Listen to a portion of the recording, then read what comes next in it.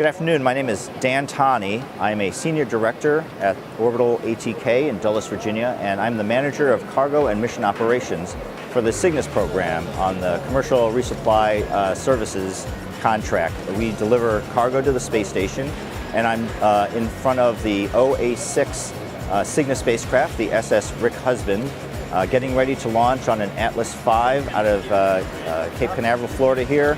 And after their launch, we'll separate and spend a couple days rendezvousing with the space station and put ourselves in a position where the crew can grapple us and connect us to the space station to get over 3,500 kilograms of cargo and supplies that they desperately need.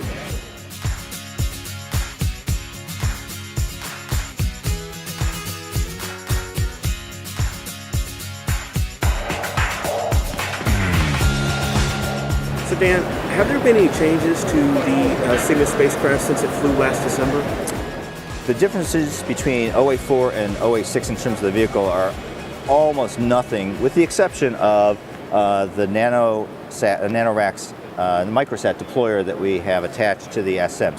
But besides that, in terms of sensors and structure, it is virtually identical to the OA4 mission. Now, will it carry as much cargo as the last Cygnus did, or will it be a little more? The intent was to carry exactly the same amount of cargo, 3,513 kilograms. However, NASA came to us with a late request to add a few more, so we're actually 4 or 5 kilograms heavier than the last one. So we're at 3,518 kilograms of cargo. Slightly heavier. Just slightly heavier, but enough to make the record books for us. Now, you guys had to switch over to the Atlas V launch vehicle from the Antares. I got two questions for that. Sure. First one being, were there a lot of changes that needed to be made to Cygnus to get it to flying on Atlas, or can you give some details about what needed to be done? Sure. Well, we didn't design the Cygnus for the Antares launch vehicle, so we knew that we were going to be compatible with several different launch vehicles from the beginning. That was one of the design inputs.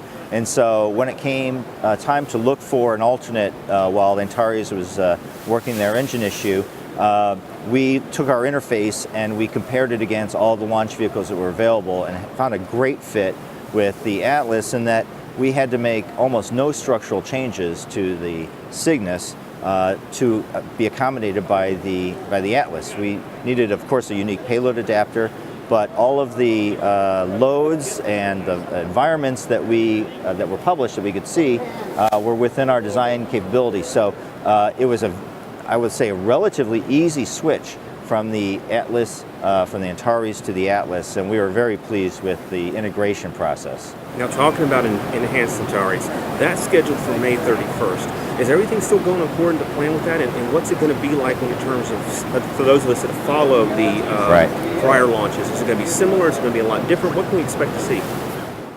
You know what? I don't know what it's going to look like, if it's going to look any different. I know that we, Cygnus program, everybody at Orbital ATK is really excited about getting the Antares back to flight. They're making incredible progress both with the pad and with the what might seem simple but very complicated job of re-engineering a launch vehicle. And they're making great strides. You're right. We're on a path to do a hot fire test in the April-May timeframe, where we'll do a full thrust test of the new Antares on the pad, and then they'll take that off the pad. They will have already been integrating the rocket that we're going to use for OA5. We will be well on our way of processing that vehicle. We'll roll out, and yes, we hope to launch as early as May 31st, but whenever NASA's ready for us. Now, NASA's chosen Cygnus Antares not once but twice. Could you maybe give us your thoughts on some of the key selling points as why NASA's chosen it twice to fly cargo to the ISS? Best rocket, best satellite, as far as we can tell. But of course, NASA has a lot of priorities, and we think that we are the leaders in getting pressurized cargo to the space station, a large amount of pressurized cargo. The Antares provides redundancy in launch vehicle and launch site, and so moving away from Kennedy Space Center, although it's a fantastic facility, provides redundancy in terms of both range and weather, for instance, and so things that may affect Florida may not affect Virginia, etc.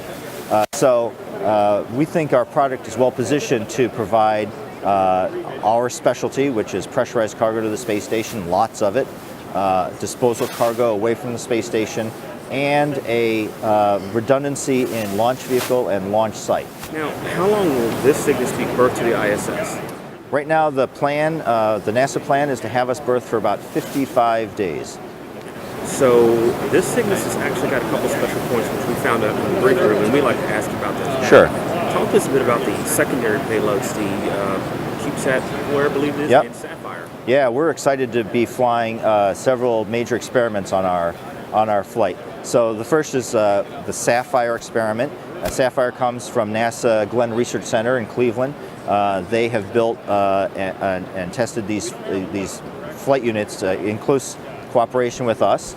It is stored in the Cygnus right here as we see it today, and it will launch to the space station. The crew will not unpack it. It will stay with the Cygnus. And once we depart from the space station, the Glenn folks will be in our control room, and they will oversee our commanding of their experiment.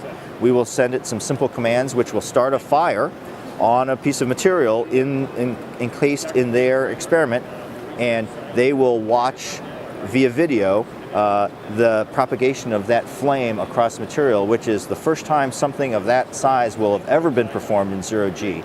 In 1G, flame is driven by convection, but there's no convection without gravity. So the investigation here is to really understand how flames, what the driving factors of flame propagation and combustion are in 0G. And so we're excited to be just a small part of that experiment, just the vehicle for which it can produce its experiment in 0G. So that's the first thing. Sapphire is the first. Right. Second is the NanoRacks microsat deployer. It's a CubeSat deployer. It's bolted to the outside of our Cygnus here, and it has 6 launch tubes, as we'll call them. Each one of those tubes can launch 6 cube units of satellites. We believe we're carrying 5 deployable satellites with us, and we will get to a safe distance away from the station, coordinate with the trajectory folks at Johnson, and deploy those CubeSats for the NanoRacks company. Finally, we have one more experiment called the Reentry Breakup Recorder, and it's called the REBR, R-E-B-R, and the space station crew, it exists on the station now. It has already been brought to the space station. They will install sensors and this REBR sphere in our vehicle. The job of the REBR is to monitor the reentry dynamics, pressures, and temperatures, and collect all that data so the destructive reentry can be fully instrumented. And then after reentry, actually it survives the reentry so that it can transmit its data back up to the principal investigator via commercial satellite phone lines. Tell us a little bit about the naming process for this. Sure. Yeah, we like to honor, we like to name our vehicles and spacecraft at Orbital ATK. It's sort of a tradition we have. And since we're supporting the human spaceflight endeavor, we've chosen to use fallen astronauts as our naming source. And so the first few were obvious because we had employees at Orbital ATK that were former astronauts that had passed away, and we thought that was an obvious choice. And so now we're at the point where we can find people that don't have a direct connection with Orbital ATK, but do have some sort of connection. Right. Rick Husband was a fantastic astronaut, commander of 107 Columbia, which we lost in 2003. And the connection with Orbital ATK is that his first flight on STS-96 was commanded by Kent Rominger. He's a vice president at Orbital ATK in Utah, and a fantastic guy. It's our honor to represent Rick, to have Rick represent us when we approach a space station. And what will be especially meaningful is that, like, I flew jets with Rick, and so did Jeff Williams. Jeff Williams, who will be on the space station when we arrive, was good friends with Rick Husband, as was Tim Kopra, who's on the space station. Right. So when they receive the SS Rick Husband, I think that will be especially meaningful to the crew members there. And we like making that human connection. Human spaceflight is great because it involves humans, and so we're able to actually use Rick's legacy, his name, to honor that connection that we all have, and to honor Rick and his family. His wife and his kids are still very visible in the astronaut office down in Florida. And so it's our pleasure and our honor to use Rick as the namesake for the OA6 mission. Well, Dan, with that, we know that you have a busy schedule today, and we're going to let you get back to work. Great. Thank you for taking the time I to talk with us appreciate it. today. Thanks very much. Take care. Thanks for taking the interest.